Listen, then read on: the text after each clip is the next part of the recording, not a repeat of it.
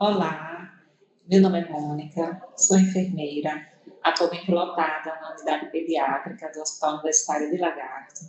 Sou especialista em dermatologia, em gestão de organizações públicas de saúde e em enfermagem neonatal e pediátrica com ênfase em UTI. Hoje vamos falar sobre a avaliação dos riscos assistenciais na pediatria. Primeiro, como introduzir esse assunto sem falar do que é o risco, né? O risco à saúde ou o risco sanitário. Consiste na propriedade que um serviço, uma atividade, uma substância pode ter de produzir efeitos nocivos ou prejudiciais à saúde humana. Então, o risco sanitário, ele agrega também um elemento de potencial danos à saúde e, consequentemente, a possibilidade de que um perigo venha a causar um evento adverso. O que vem a ser o evento adverso? O evento adverso nada mais é do que um incidente que atingiu o paciente e resultou num dano ou lesão, podendo representar um prejuízo temporário ou permanente e até mesmo a morte do usuário do serviço, e não está relacionada à doença de base do paciente. Eventos adversos no processo de atendimento aos pacientes hospitalizados acarretam complicações na evolução de sua recuperação, aumento de taxas de infecções e no tempo médio de internação. Estima-se, que aproximadamente 1 em cada 10 admissões hospitalares resulte na ocorrência de ao menos um evento adverso. Então, é alarmante considerar que metade destes incidentes poderiam ter sido evitados, segundo estudos conduzidos em hospitais americanos. Já no Brasil, um estudo realizado em 3 hospitais de ensino evidenciou a incidência de eventos adversos de 7,6%, dos quais 66,7% foram considerados evitáveis. E por que falar de riscos assistenciais na pediatria? O estudo de Miller, em 2019, apontou que os erros afetam até 1/3 de todas as crianças que são hospitalizadas. E por que esses erros acontecem, Aqui eu trouxe alguns motivos. Uso de nomes temporários no atendimento ao recém-nascido. Então, não é incomum, o bebê ainda não ter o registro civil e ele ser chamado de RN, a sigla de recém-nascido de fulana, do nome da mãe. Isso não acontece apenas com recém-nascidos, tá? Existem ainda, infelizmente, situações de crianças de aproximadamente 1 ano não ter registro civil e ela ser tratada como RND, o nome da genitora. Então, isso pode induzir a erros, quando não há esse nome definitivo. Erros de diagnósticos, da doença, da patologia, também pode levar a falha na assistência. As crianças, naturalmente, correm um risco maior de falhas relacionadas a medicamentos do que os adultos. Já mais na frente eu vou falar um pouco do porquê isso acontece mais na pediatria. Esse risco é mais elevado na pediatria de erro de medicação, quando comparado à faixa etária do adulto, E os registros eletrônicos de saúde, na sua maioria, eles são projetados para a utilização de adultos. Acontecem algumas situações do sistema eletrônico a não aceitar a alimentação de dado, por exemplo, de sinal vital de uma criança porque foge daquilo que está registrado no sistema como base, como um parâmetro. O cálculo também, a forma de prescrição medicamentosa também, normalmente ela é padronizada produto nos sistemas. Isso pode induzir ao erro. Então, pensando nisso, a Organização Mundial da Saúde lançou metas, metas internacionais, as conhecidas metas de segurança do paciente, que tem como estratégia orientar boas práticas para que esses riscos sejam reduzidos, assim como os eventos adversos, e prevenir situações como erros de identificação de pacientes, falhas na comunicação, erros de medicação, em procedimentos cirúrgicos, infecções associadas ao cuidado, quedas dos pacientes e lesões por pressão. A meta número 1, a identificação do paciente. No Hospital Universitário de Lagarto, por exemplo, nós usamos obrigatoriamente 2 identificadores nas pulseiras colocadas nos pacientes, Na criança não é diferente. Então, lá vai constar o nome completo e a data de nascimento. Inicialmente, ela é colocada no membro superior direito, na impossibilidade deste, membro superior esquerdo, na impossibilidade do esquerdo, membros inferiores direito e, sucessivamente, o esquerdo. Existem 5 momentos cruciais, né, de conferência da pulseira de identificação, listados aqui.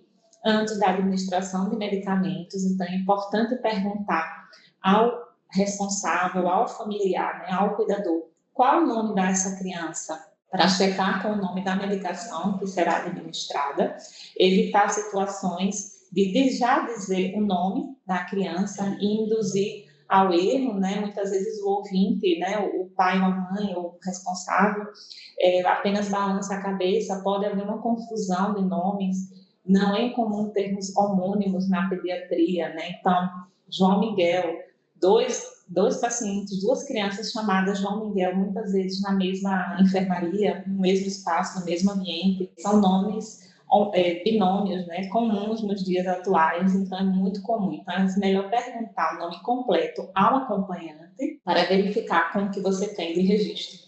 Na entrega das dietas, na administração de sangue de hemoderivados, então é interessante, inclusive, mostrar ao pai ou à mãe a bolsa, né, identificação com o nome, pedir para que ele leia em voz alta, é uma forma de identificar, né, evitar o erro de instalação de hemoderivado por equívoco, antes da realização de coleta de exames, antes da realização de procedimentos invasivos como cirurgias, punções, sondagens, aspirações.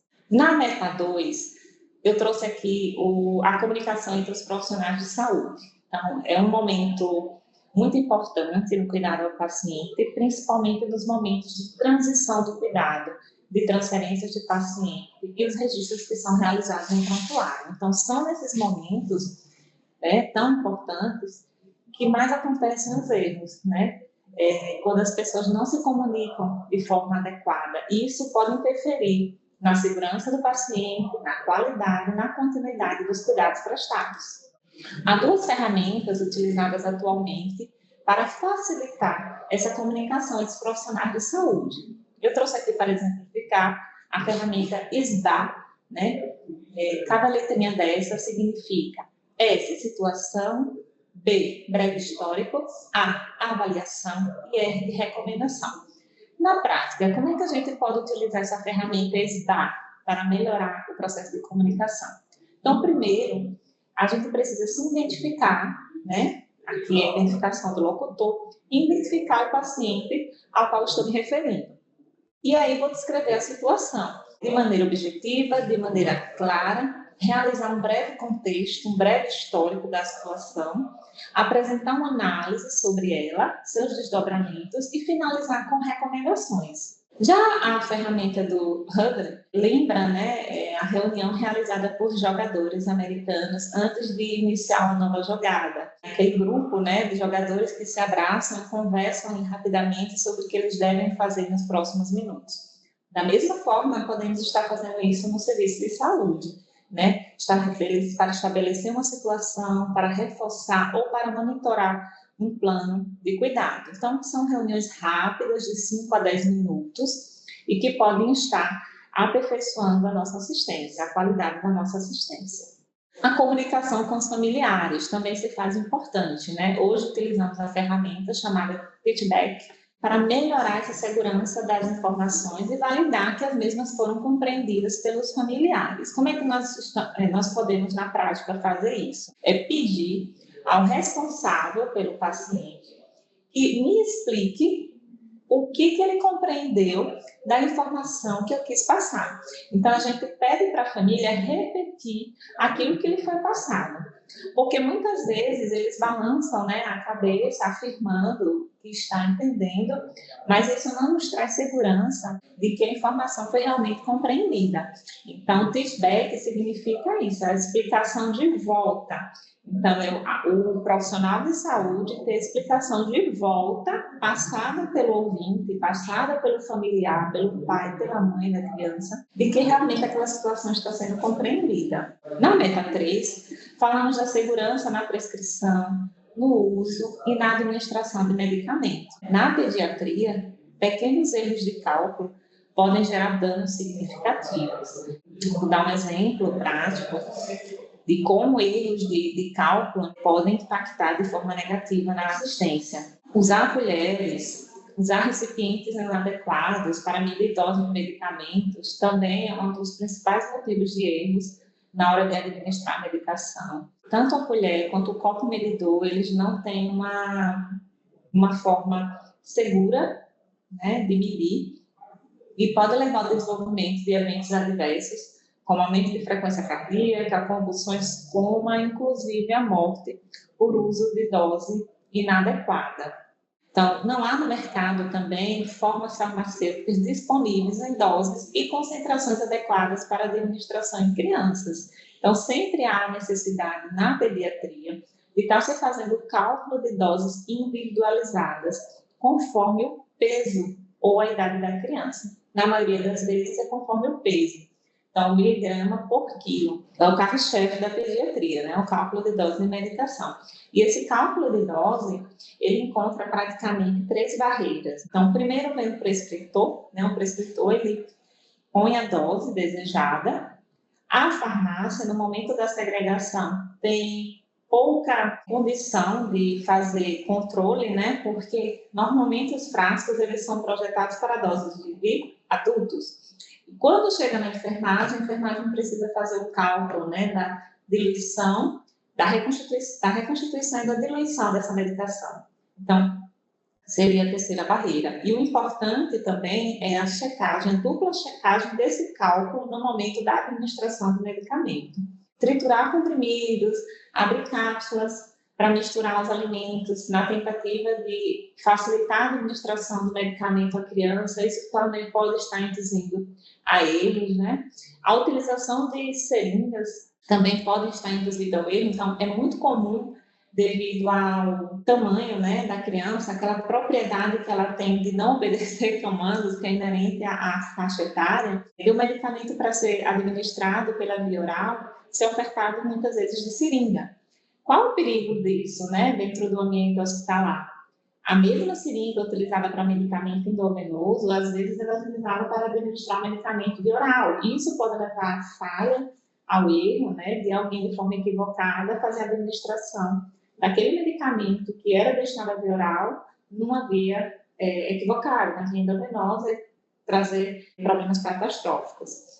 O ideal seria que as seringas para administração de medicamentos para via oral tivessem, por exemplo, uma coloração diferente da seringa usualmente utilizada para medicação parenteral. Ainda falando da segurança, na prescrição, uso e administração de medicamentos, é muito importante ter atenção pelo prescritor no momento de colocar o valor, né, a dose. Então, doses maiores do que 1 nunca devem se utilizar o 0 após a vírgula, tá? Para evitar erros de, por exemplo, 1,0 de que o leitor entenda como 10, né? Às vezes tem problemas de impressão, quando o material não é impresso de escrita mesmo, né? E aí uma dose ser preparada e administrada num valor 10 vezes maior do que o necessário para aquela criança. Ainda falando sobre a prevenção de erros que envolvem seringas, muito importante também não se colocar produtos de uso tópico em seringas, né? Muitas vezes também para facilitar o manuseio é colocado, mas isso também pode estar induzindo ao erro, né, da administração em via equivocada. Meta 4, cirurgia segura. Então, assim como no adulto, na pediatria também se faz importante a verificação, o checklist, né, a aplicação do checklist da cirurgia segura. Foi criado um checklist para a verificação do preparo pré-operatório. Eu coloquei as imagens aí nos slides de forma lúdica, né? Inclusive a criança maior pode até interagir. São questões feitas com relação ao preparo, tá? Mas no que tange ao momento do pré-operatório, né, a parte da indução anestésica, antes da incisão e antes dos pacientes saírem da sala, se assemelha muito ao checklist realizado no adulto. A meta 5, né, falamos da higienização das mãos, né, a principal medida de se prevenir infecção no ambiente assistencial. Então, é importante orientar Crianças, né, que já têm compreensão do assunto, orientar os acompanhantes, os visitantes sobre a importância da lavagem das mãos. Com as crianças, a gente precisa utilizar formas lúdicas, né, para que elas sejam ensinadas. Isso é uma prática que deve ser utilizada não só no ambiente hospitalar, né, mas também no uso extra, né, hospitalar, na vida diária. Profissionais, né, segue a recomendação de não se utilizar adornos na assistência, porque a ausência dele facilita a higiene das mãos. Na meta 6, falamos do risco de queda. O que vem ser a queda? A queda é o deslocamento não intencional do corpo para um nível inferior à posição inicial, provocado por circunstâncias multifatoriais, resultando ou não em dano. Então, a quase queda também já é considerada um evento. O escorregar do berço, por exemplo, sem ter atingido o chão, já é considerado também uma queda. Aqui no Brasil e aqui no HUL, nós utilizamos uma escala de verificação de risco de queda, tá? Ela já é validada no nosso país, ela se chama escala de Humpty Dumpty. Humpty Dumpty é um personagem infantil muito conhecido nos países de língua inglesa. Ele se assemelha a um ovo, né? Anda todo desengonçado, desequilibrado. A criança, no seu desenvolvimento neuropsicomotor, ela começa a andar, né, com as pernas um pouco mais abertas, ela não sabe a diferença ainda de andar e correr, ela tem uma cabeça naturalmente desproporcional ao corpo, então ela ainda está encontrando sua posição de equilíbrio. Talvez exista essa analogia, né, com esse personagem infantil. Então, essa escala de Humpty Dumpty, ela verifica os fatores como idade, sexo, diagnóstico, fatores ambientais, medicações utilizadas, deficiências cognitivas, cirurgias, sedações e anestesias. Como é que ela é aplicada, né, na prática? Então, com relação à idade, quanto menor a idade da criança, maior o risco da queda. Então, existe uma pontuação para cada faixa etária. Lembrando que essa escala ela pode ser aplicada de crianças até os seus 13 anos. Sexo masculino, né, ganha um pontinho a mais quando comparado ao sexo feminino. Os diagnósticos, então, o diagnóstico neurológico, que maior pontua. Crianças que apresentam alterações na oxigenação também têm uma pontuação mais elevada. Os transtornos psíquicos também podem estar interferindo. E outros diagnósticos já têm uma pontuação mais inferior. Fatores ambientais. Então, crianças com história de queda anterior pontuam mais. Crianças que fazem uso do aparelho auxiliar para a marcha, que estão no berço, que fazem uso de muitos equipamentos, quarto com coordenação. Crianças que estão, por exemplo, em uso de sonoterapia, também vão receber uma pontuação a mais. E medicações utilizadas são pacientes que usam 2 ou mais medicamentos, a exemplo de sedativos, hipnóticos, barbitúricos, antidepressivos, laxantes, diuréticos e narcóticos, vão receber uma pontuação maior e vão decrescendo à medida que reduz o número de medicamentos utilizados. As deficiências cognitivas, né, não conscientes de suas limitações. Então, depender da faixa etária, isso prevalece, né, na pediatria, a criança não tem consciência dos riscos, então ela acaba pontuando mais. Com relação à cirurgia, sedação e anestesia. Então, pós-operatório imediato, né, as primeiras 24 horas aumentam o risco de queda. Então, quando a gente soma esses pontos, esses fatores, nós vamos identificar se há uma criança de alto risco ou de baixo risco para poder aplicar melhor as medidas preventivas. Eu encontrei esse cartaz bem interessante que foi desenvolvido pelo pessoal da Universidade Federal do Espírito Santo. Eles fizeram um estudo, né, um trabalho, e como resultado desse trabalho, divulgaram esse panfleto para que os acompanhantes pudessem ser melhor orientados com relação às medidas preventivas de queda. E serve para nós também, né, enquanto profissionais de saúde. Então, nunca deixar o paciente sozinho, então, nunca deixar a criança desacompanhada. Os berços devem ser mantidos sempre com grade elevadas, com as rodas travadas em uma posição mais baixa possível. Mesmo as grades elevadas, há ainda assim o risco de queda, né? Não é incomum a criança, nessa curiosidade de querer desvendar o mundo, a criança que está aprendendo a andar, ela tende a usar a grade de apoio, né? Imagina se a grade não estivesse elevada, então o risco só aumenta. Essa importância de manter a vigilância contínua, né? Porque mesmo com a grade elevada, o risco existe de queda. Às vezes a mãe vai só das costas para pegar uma fralda na bolsa e esquece a grade baixa, né? Se ela deixa a grade elevada, talvez dê tempo, né, de não ocorrer a queda, né? A criança às vezes só faz levantar utilizando a grade como apoio. Cuidado para não dormir com o bebê no colo, né? É muito comum, né? A maternidade muitas vezes é boa, mas é exaustiva, e então as mães põem o bebê para amamentar, sentada numa poltrona, e elas acabam adormecendo com o bebê no colo.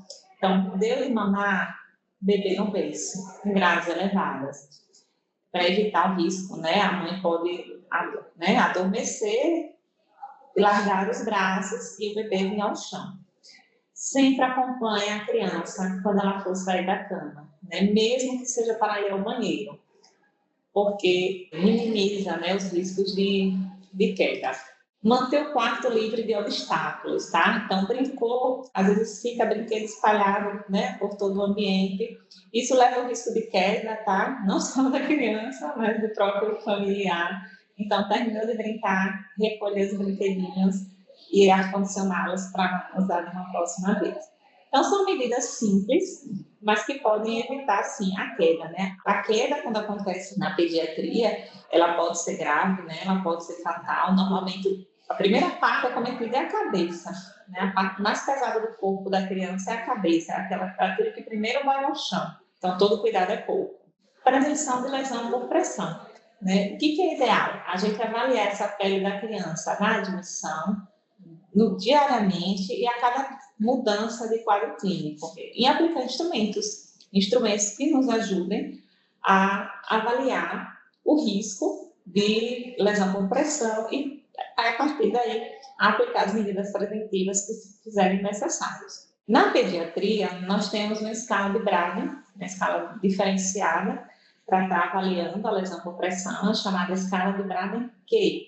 Ela é aplicada em crianças de até 5 anos de idade. Qual a diferença da escala de Braden-Q para a escala de Braden utilizada no público adulto, né? Variação da perfusão tecidual e da oxigenação. Então, nós temos esses 7 fatores que precisam ser avaliados: mobilidade, atividade, percepção sensorial, umidade, fricção, cisalhamento, nutrição e a perfusão tecidual e a oxigenação. Aqui eu trouxe, né, o que a gente precisa estar avaliando na criança. Então, a mobilidade. Essa criança ela é capaz de mudar sozinha de posição, de controlar o seu corpo? Aí a gente vai dar uma pontuação conforme o grau de capacidade dessa criança. Grau de atividade, né? Essa criança ela é restrita ao leito, ela deambula, ela precisa de auxílio para isso? Percepção sensorial. Então, esse bebê, ele é capaz de responder de maneira apropriada ao desconforto relacionado à pressão. Aqui eu posso trazer o exemplo, frisar, inclusive, a importância da gente estar lembrado da pressão, não só exercida pela superfície do colchão, né, mas pelos dispositivos médicos. Sensores de oximetria, por exemplo, né, que precisam estar em contato, muitas vezes contínuo, de crianças mais graves. Aquele sensor ele faz pressão no local em que é colocado, ou na maioria dos bebês, né, colocado no pé, mas também pode ser utilizado na mão, no punho. Precisa haver um rodízio, né, porque aquilo, quando em contato com a pele por muitas horas, faz pressão e pode levar ao desenvolvimento da lesão. Então, lembrado, está checando o posicionamento de tubo, sondas, drenos, equipos, cabos de monitorização, porque a criança, muitas vezes, mesmo que ela não esteja sedada, né, é natural da idade, ela não perceber de forma adequada o desconforto relacionado ao uso desses dispositivos, a uma pressão equivocada. Com relação à umidade, né, o grau de exposição da pele à umidade também isso varia muito de faixa etária dentro da própria pediatria. uso de fralda, né, ainda por não controle do esfíncter, na maioria das vezes, porque ainda faz parte na parte do desenvolvimento, né, neuropsicomotor, fricção e cisalhamento e com relação à nutrição, o padrão habitual. Como é que está se dando esse padrão habitual do consumo alimentar? Ele é muito pobre, ele é inadequado, ele é adequado, ele é excelente? Por vezes a gente tem crianças que estão dentro do peso, né, dentro da curva do peso adequada do crescimento, mas que não têm uma alimentação adequada. Infelizmente, temos uma cultura de farináceos muito impregnada na nossa população, por carboidrato, e muito pobre, às vezes, de proteína. Às vezes a criança aparenta ter um peso adequado, só que tem uma nutrição inadequada. Tá? Então, ter cuidado com essa avaliação da parte nutricional, para não subestimar valores. E com relação à perfusão tecidual e oxigenação. Então, é muito importante avaliar a pressão arterial desse bebê, o tempo de enchimento capilar, a saturação. Crianças mais grávidas, avaliar a gasometria, né? Então, verificar como é que está o pH, se há uma acidose, se há uma alcalose. Então, todos esses fatores também interferem e implicam no desenvolvimento da lesão por pressão na pediatria. Então, é um fator diferenciado da escala de Braden adulto. Então, na escala de Braden, que encontramos a perfusão tecidual e a oxigenação como um fator obrigatório de avaliação. Bem, pessoal, é isso. Muito obrigada. Até a próxima.